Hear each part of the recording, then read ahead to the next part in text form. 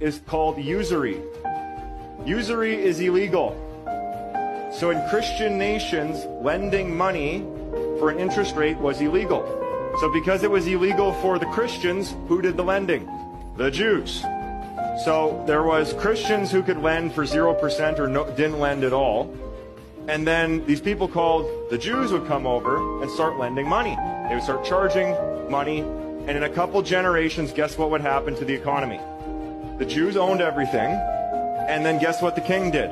Rounded them up and threw them out of the country. Then they go to the next country, and what would they do? Same thing. And what would that king do? Round them up, kick them out of the country. This went on for thousands of years. This is why the Jews in history have had no country. Because the king would have, they would say no usury, no money lending, and they would start the money lending, they would start the central bank to compete with the king would kick them out. They go to the next country, do it again. So this has happened over and over and over again because this quote right here from Napoleon, he would show the compound interest tables, and he said in a very short amount of time, compound interest would eat up every piece of property in France. In fact, I'm going to show you how powerful compound interest is. Very scary thing. And there's a reason why it was illegal. Illegal in the Christian nation.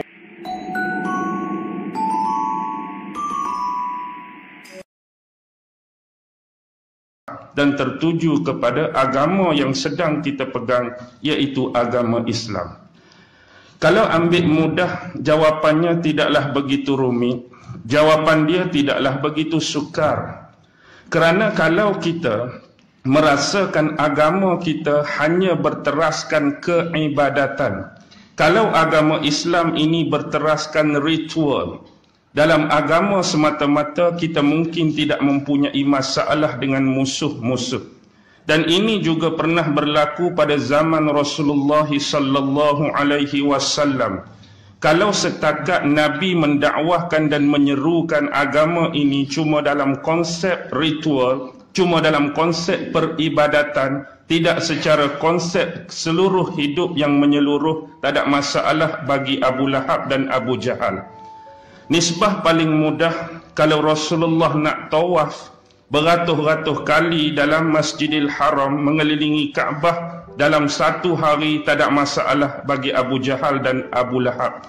Kalau Nabi nak puasa daripada pagi sampai malam tak berbuka pun, bagi saya tak ada masalah bagi Abu Jahal dan Abu Lahab.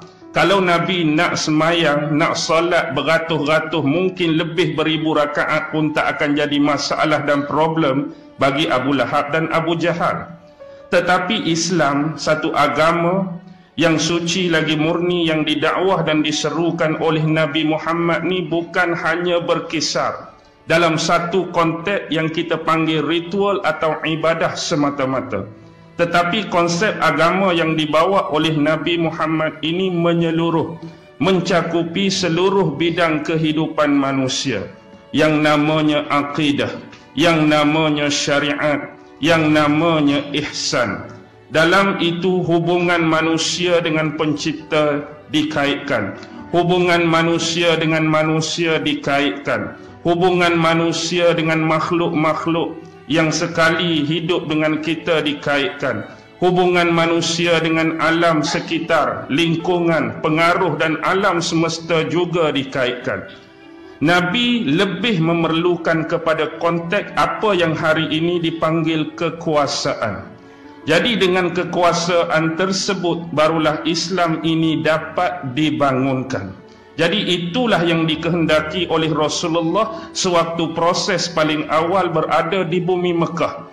Dan inilah yang kurang disenangi, tidak dipersetujui, tidak diredai oleh hegemoni bangsawan yang kita kata rata-rata mereka ini merajai bahagian-bahagian penting, terutama dari sudut kerajaan dan pentadbiran di bumi Mekah pada waktu tersebut.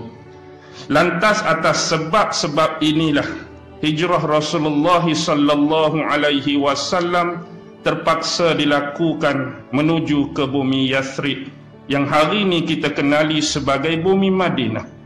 Dan disitulah Nabi disokong, Nabi ini diangkat, Nabi ini dijulang sebagai pemimpin di bumi Madinah, yang mana di bumi Madinah ni adanya kekuasaan untuk Nabi menganggap bahawa Islam ini bukan sekadar teori, tetapi harus dilaksanakan dan dipraktikalkan dari sudut masyarakat.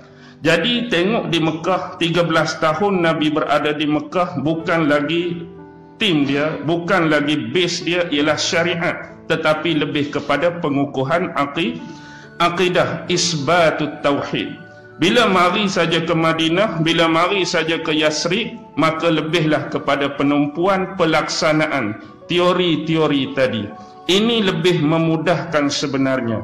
Kalau kita lihat, bila penyemaian akidah lebih awal, bila penyemaian dari sudut tauhid ini lebih awal, bila manusia benar-benar mengerti apa itu pencipta, apa itu makhluk, dan apa hubungan antara pencipta dengan makhluk, bila datangnya perintah-perintah, bila datangnya larangan-larangan, bila datangnya saranan-saranan dalam agama, bila datangnya seruan, amat begitu mudah bagi sahabat-sahabat Rasulullah ini untuk menjalankan amanah, tanggungjawab dan praktikal ritual dan keibadahan, bahkan lebih daripada itu sampai berlakunya pelaksanaan hukum-hukum Islam berteraskan piagam yang telah ditetapkan oleh Rasulullah sewaktu berada di bumi Madinah.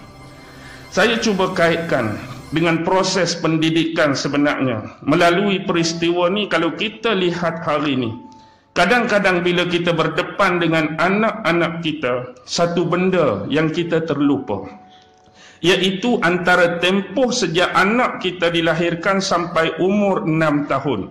Sebab bila dia memasuki fasa kedua 7 tahun tu, kita digalakkan untuk mengajarkan anak-anak kita tentang ibadat solat. Tetapi bila kita terlupa dan mengabaikan pada first period itu 1 hingga 6, iaitu memperkenalkan Allah pada mereka. Jadi di sini ramai ibu bapa, terutama ibu bapa yang Muslim sendiri pun, menjadi amat sukar dan mungkin atas ketidaktahuan atau ketidakperasanan atau ketidaksengajaan mungkin berlaku hal-hal tersebut. Jadi sebenarnya bila anak kita dalam tempoh fatrah 6 tahun dah diperkenalkan pada Allah, nama-nama Allah, sifat-sifat Allah, perbuatan-perbuatan Allah, menjadi mudah dan tidak sukar bila kita menyuruh dia salat. Dan dia memahami apa perlunya dia salat, keterkaitan dengan Tuhan yang kita perkenalkan pada first period tadi. Kenapa dia perlu salat dan hubungan dan keterkaitan dengan Tuhan yang kita perkenalkan tadi. Kenapa dia perlu salat, kenapa dia perlu sujud, kenapa dia perlu rukuk, tidak jadi masalah.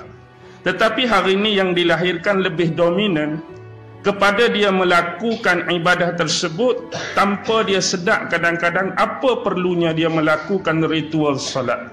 Apa perlunya dia bersolat? Apa tujuan dia bersolat? Yang dia tahu ni adalah perintah dalam agama, menjadi kewajipan, dan dia tahu ini adalah arahan daripada ibu bapa dia. Pasal apa semayang? Ke ayah marah. Jarang nak dengar pasal apa semayang? Tuhan duk tengok saya, Tuhan marah kat saya kata semayang. Jarang jawapan ni keluar. Sebab kita dah didedahkan lebih awal kepada konsep yang tidak bertepatan. Bukan kata tak betul. Baik, kembali kepada asas. Jadi hari ini samalah. Dan ini sebenarnya sudah berlaku dalam mana-mana agama. Tetapi dipisah-pisahkan konteks ini. Kita lihat agama Kristian yang ada dan wujud hari ini. Walaupun demikian, agama Kristian hari ini, bagi penganut-penganut Kristian yang dominan untuk ke gereja, sekurang-kurangnya yang kita boleh trace untuk 3 tujuan. Pertama, dia pergi gereja kerana nak baptize anak-anak yang baru lahir. Kedua, kerana urusan-urusan dan soal-soal perkahwinan. Dan yang ketiga, bila berlaku kematian.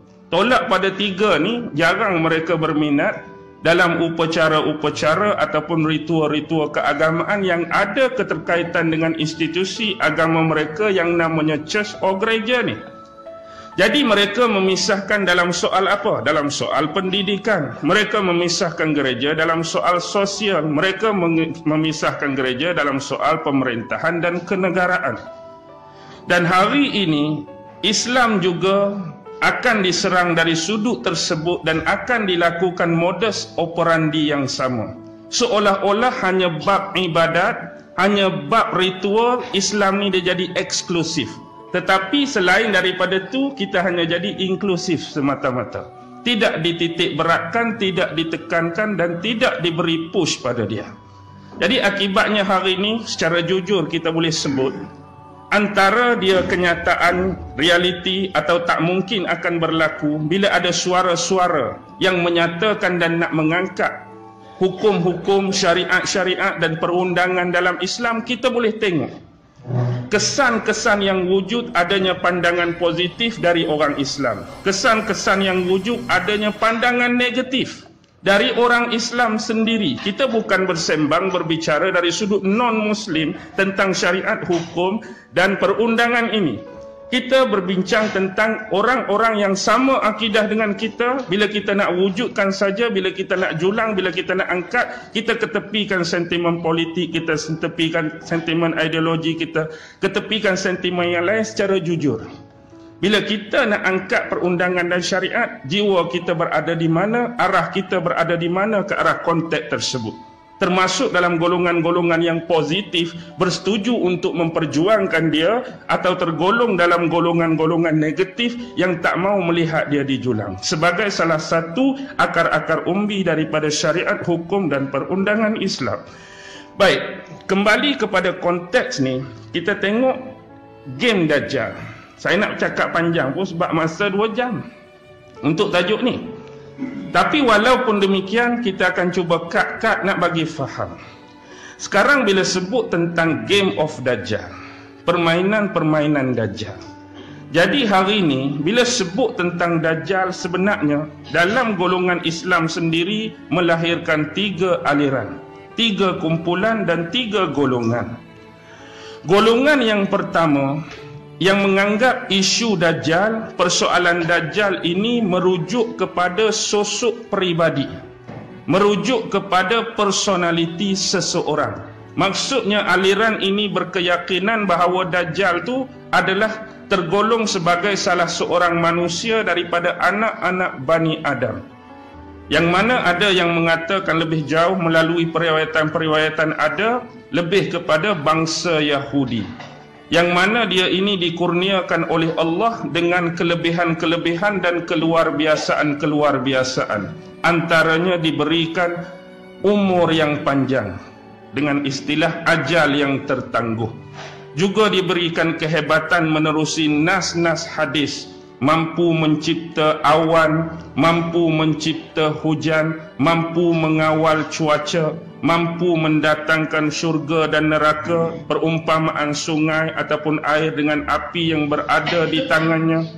Bahkan banyak lagi nas-nas yang menceritakan tentang keanehan-keanehan, keajaiban-keajaiban dalam bentuk penularan fitnah-fitnah yang akan disebarkan dan diseru kepada pengikut-pengikutnya di akhir zaman. Itu konteks yang pertama, secara mudah susuk tubuh manusia. Tapi dalam keadaan tersebut lahir kelompok yang kedua. Kelompok yang kedua lebih dominan. Mereka cuba menolak pandangan dan pendapat yang pertama bahawa Dajjal yang bakal datang ni bukan dalam bentuk personality, bukan sebagai manusia biasa, tetapi dia lebih kepada simbol kerosakan. Dia lebih kepada perlambangan kerosakan. Simbol dan perlambangan kerosakan ini akan datang melalui fahaman-fahaman, akan datang melalui ideologi-ideologi dan akan datang melalui sistem-sistem. Yang mana kefahaman-kefahaman ini, ideologi ini dan sistem ini akan lebih mengarah kepada tujuan-tujuan utama Dajjal untuk menyesatkan umat manusia di akhir zaman. Dan kita kena tahu, bila Dajjal ini zahir dan muncul, sebenarnya kita sudah ada musuh sedia kala, musuh yang azali dan abadi. Dengan bahasa mudah, kita ada musuh yang nampak tengok, kita ada musuh yang tak nampak tengok. Musuh yang tak nampak tengok, yang abadi, hak duk berkonfrontasi sejak zaman dulu dengan manusia dan makhluk pertama kejadian Allah, iaitu Iblis. Hak ni kita tak nampak. Jin-jin, setan-setan, iblis-iblis ni yang kita tak nampak. Yang nampak ni Dajjal dalam bentuk manusia. Yang jadi Dajjal hari ni tak nampak mungkin sebab dia menyembunyikan diri dia. Dia menyembunyikan identiti dia. Walhal dia hidup dalam lingkungan kita. Dia hidup bersama kita, tapi disebabkan penyamaran identiti tersebut kita tak boleh nak kenal. Siapa Dajjal yang akan dizahirkan Allah secara sebenar di akhir zaman mengikut ketentuan, ketetapan dan takdir yang menanti dia untuk memuncul dan menzahirkan diri dia di akhir zaman kelak. Itu yang kedua. Yang ketiga, kelompok yang mengambil dua-dua manhaj dan metod tadi. Hak yang ketiga ni, dia kata personality pun betul dan dia kata sistem pun betul. Kenapa dia merangkum kedua-duanya? Kerana dia menganggap bahawa antara Dajjal dengan fitnah Dajjal itu dua hal yang berbeza. Yang tu kita kena faham. Jadi bagi dia Dajjal itu lebih mendominasi pendapat pertama dan fitnah Dajjal itu lebih mendominasi kepada pendapat yang kedua. Jadi kita hari ini duk menghadapi hak metod yang kedua, iaitu fitnah Dajjal. Hak zahir Dajjal, hakikat Dajjal yang sebenar belum lagi muncul. Kita hari ini duk berperang, duk berhadapan dengan fitnah-fitnah dia saja. Jadi fitnah-fitnah ini dilakukan oleh sekutu-sekutu dia, tentera-tentera dia, tali barut dia, pejuang-pejuang dan penyokong dia. Kadang-kadang di sinilah timbulnya asas-asas pergerakan dia, keluarlah perlambangan-perlambangan, simbol-simbol, logo-logo, gambar-gambar dan sebagainya. Dan bagi yang meneliti, istilah saya kalau orang Kelantan yang sentiasa berkubang. Berkubang ni sesuai dengan kerbau. Maksudnya kerbau hari-hari dia pergi keluar ke, dia pergi makan ke, dia pergi mana, dia akan balik berkubang juga. Jadi orang yang sentiasa berkubang dengan benda ni, mungkin atas dasar pengalaman dan pengamatan, dia akan cepat nampak. Sebab tu dalam banyak-banyak kes, ramai orang tanya, pasal apa bila kita tengok filem ataupun kita dengar lagu, pasal apa ustaz boleh kaitkan benda ni dengan benda ni. Kita bukan nak kait sangat. Tapi sebab pengalaman kita berkubang dan pengamatan kita terhadap benda ni, kita nampak lirik-lirik lagu, jalan-jalan cerita yang dipaparkan melalui filem-filem tu lebih mengarah kepada kajian-kajian dan bidang ni. Jadi kita cepat nampak, sama macam seorang yang mengamalkan perubatan Islam. Ada seorang Tok Bomoh perubatan Islam, ada seorang orang biasa. Tok Bomoh ni dia nampak macam dah tak kena dah. Mungkin dia nampak jin ke, mungkin dia nampak kawan ni sakit, mungkin kawan nampak dia ni tak segak. Tapi orang biasa apa pandangan pada orang lain? Tak ada apalah. Sebab apa? Sebab tu bidang dia. Antara betul dengan salah tu perkara kedua, tapi dia dapat rasa, dia dapat hidu tentang hal-hal tersebut mengikut kepakaran dan bidang masing-masing. Walaupun begitu, kita ilmu ni ada had. Kita tak boleh nak capai dan langkau semua benda. Okey, nampak dah tiga aliran paling awal. Dan bila tiga ni muncul, dia akan muncul tiga lagi hak lain. Hak ni lebih berteras kepada pemahaman dan manhaj yang dibawa. Pertama, ada kumpulan-kumpulan yang menganggap isu Dajjal, yang menganggap isu fitnah Dajjal ini adalah benda ringan. Ini kumpulan-kumpulan yang disebut sebagai takhfif. Meringan-ringankan isu Dajjal dan fitnah-fitnah dia. Maksud meringan-ringankan di sini, tak perlulah ustaz kita nak bersibuk-sibuk sangat pasal Dajjal. Tak perlulah kita nak bersungguh-sungguh sangat nak kaji pasal Dajjal dan fitnah-fitnah dia. Kadang-kadang terlampau bersungguh kita kaji bab Dajjal ni menyebabkan umat Islam ni jadi non-aktif, jadi pesimis. Nak buat kerja tu bimbang Dajjal keluar, nak buat benda ni bimbang fitnah Dajjal, nak buat benda ni takut kerja Dajjal, nak buat benda ni. Jadi menyebabkan orang Islam ni jadi tak aktif.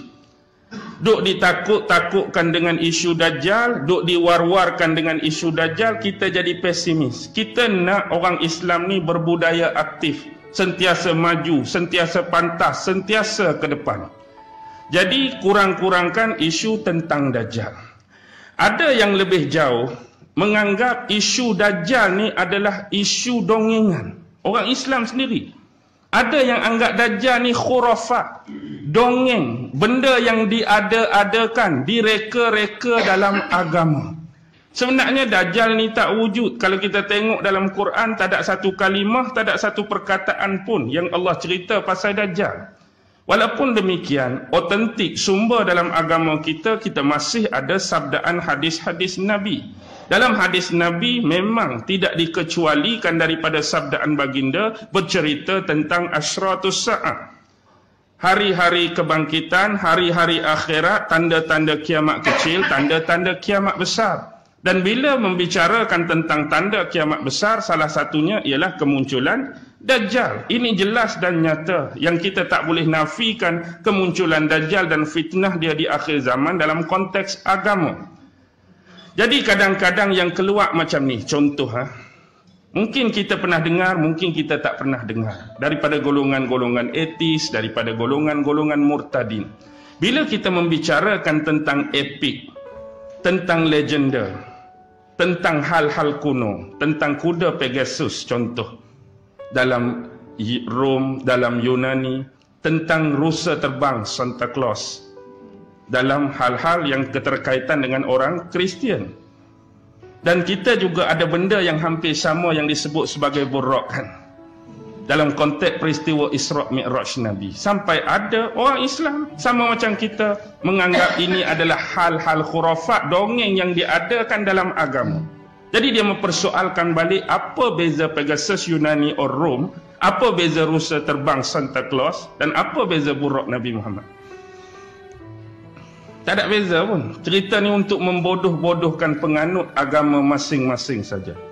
Sedangkan Nabi Muhammad naik seorang, dia pun tak bawa saksi untuk membenarkan peristiwa-peristiwa yang dia lihat.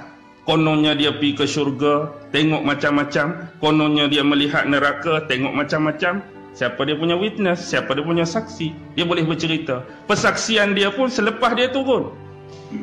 Ada yang menolak, ada yang kembali murtad, ada yang sokong dia, terutama Abu Bakar dan para sahabat yang lain. Bagaimana kita nak menghadapi dan menanggapi persoalan dan serangan-serangan sedemikian yang datang dalam agama? Kalau nak orang Islam membenarkan tentang buraq Muhammad, kenapa dinafikan tentang Pegasus dan Santa Claus dalam agama lain? Walhal cerita lebih kurang saja. Nak jadi nampak legenda, nak jadi nampak mitos, nak jadi nampak epik, nak jadi nampak kuno. Baik, itu antaranya. Kita kembali. Yang kedua, kita sebut sebagai kumpulan yang dianggap sebagai terlampau paranoid dan taksub. Ni disebut taskil, terlampau memberatkan. Dia ni seolah-olah nak kaji Dajjal 24 jam, Dajjal. Fitnah Dajjal tak berhenti. Biasanya sebelum ni tak tahu tentang Dajjal, tak tahu tentang fitnah Dajjal. Bila dia berminat, bila dia nak ambil tahu, dia sampai jadi tahap paranoid. Bersungguh-sungguhnya dia sampai segala hal nak dikaitkan dengan Dajjal. Dan hari ini juga kita menerima antara kritikan, tuduhan dan tomahan yang sama. Ustaz ni tak berhenti kaji. Kaji pun kajilah, kita ada benda lain. Orang boleh tengok kehidupan kita. Kita ada ruang untuk diri sendiri. Kita ada ruang untuk ibadah. Kita ada ruang untuk murid-murid di sekolah. Kita ada ruang bersembang, bersantai dengan kawan-kawan. Kita ada ruang bersosial dengan masyarakat. 24 jam ke tu? Banyak lagi ruang yang kita buka untuk hal-hal lain. Kita kaji pun mungkin sejam, 2 jam sehari. Itu bukan hal-hal hari kita nak fikir pasal Dajjal. Ni hak tuduh paranoid ni sampai jumpa hal-hal logo-logo lambang 3 segi ni terus dikaitkan dengan Dajjal. Sampai makcik nasi lemak pun pening. Baru nak beli nasi lemak bungkus 3 segi. Ni ada. Makcik ada ahli kumpulan Freemason ke? Kuih lopeh 3 segi pun bermasalah, samosa 3 segi pun bermasalah. Kedai kopi hak pasang apa ni? Penutup kain ni hak lambang macam papan dam hitam putih pun lantai Freemason. Pak cik tuan kedai Freemason pun dia tak kenal. Ada terkait. Ini karut. Dah dia nak kaji. Jangan sampai terlebih, jangan sampai paranoid, jangan sampai melampau. Sampai semua benda kita nak kaitkan tu. Tidak sampai tahap tu. Tapi yang kita nak, kita masuk dalam golongan antara pertengahan, mutawassit. Tidak terlalu kita meringan-ringankan isu Dajjal dan tidak terlalu kita memberat-beratkan sampai perenok dan melampau tentang isu Dajjal. Kalau kita nak meringan-ringankan, seolah-olah kita sekarang berada dalam comfort zone. Kita berasa selesa, tak ada gangguan.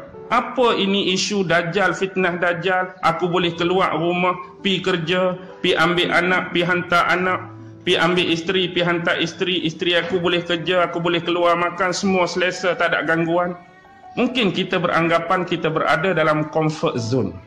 Tetapi sebenarnya percikan-percikan virus, percikan-percikan serangan dari sudut mental, dari sudut mind control dan sebagainya sedang giat berjalan.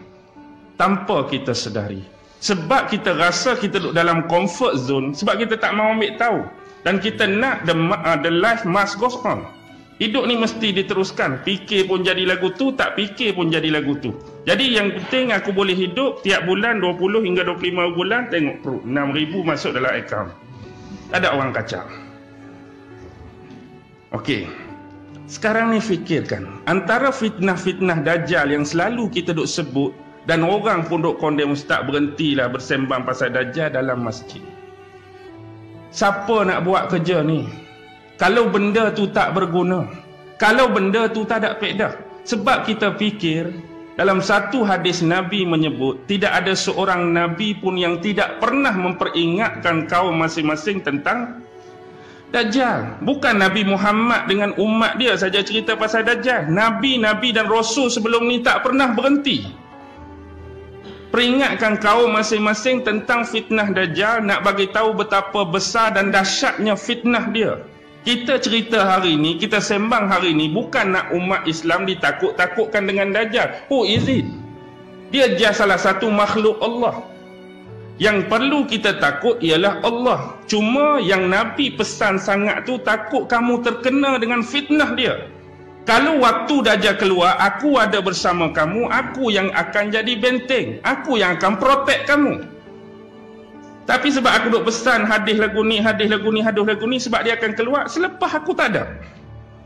Siapa yang akan jaga kamu, siapa yang akan protect kamu? Jadi dia dah tinggalkan ramalan-ramalan, dia dah tinggalkan perkara-perkara yang ada keterkaitan dengan Dajjal menerusi hadis-hadis sabdaan dia. Jadi sebenarnya antara fitnah Dajjal ni, kalau kita kaji sungguh, dia lebih banyak akan mengikis akidah kita.